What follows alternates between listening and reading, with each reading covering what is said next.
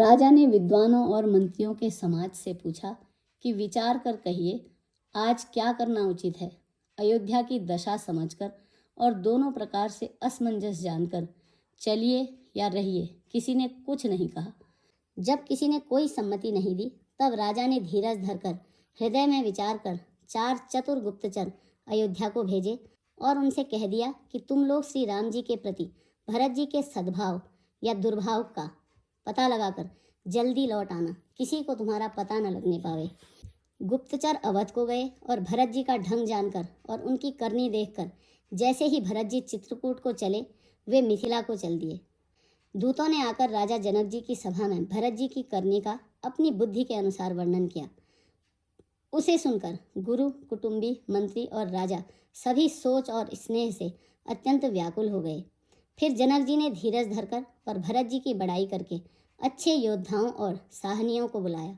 घर, नगर और देश में रक्षकों को रखकर घोड़े, हाथी, रथ आदि बहुत सी सवारियां सजवाईं। वे दुघड़िया मुहूर्त साध कर उसी समय चल पड़े। राजा ने रास्ते में कहीं विश्राम भी नहीं किया। आज ही सवेरे प्रयागराज में स्नान करके चले हैं। जब सब लोग यमुना जी उतरने लगे, तब हे नाथ, हमें खबर लेने को भेजा।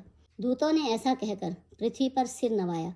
मुनिश्रेष्ठ वशिष्ठ जी ने 6-7 भीलों को साथ देकर दूतों को तुरंत विदा कर दिया। जनक जी का आगमन सुनकर अयोध्या का सारा समाज हर्षित हो गया। श्री राम जी को बड़ा संकोच हुआ और देवराज इंद्र तो विशेष रूप से सोच के वश हो गए। कुटिल कैकेयी मन ही मन पश्चाताप से गली जाती है, किससे कहे और किसको दोष दे। और सब नर नारी मन में ऐसा विचार कर प्रसन्न हो रहे हैं कि अच्छा हुआ जनक जी के आने से 4 दिन और रहना हो गया। इस तरह वह दिन भी बीत गया।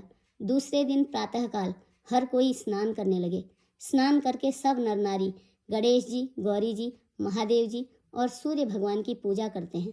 फिर लक्ष्मीपति भगवान विष्णु के चरणों की वंदना करके दोनों हाथ जोड़कर आंचल पसार कर विनती करते हैं कि श्री राम जी राजा हों, जानकी जी रानी हों तथा राजधानी अयोध्या आनंद की सीमा होकर फिर समाज सहित सुखपूर्वक बसे और श्री राम जी भरत जी को युवराज बनावे।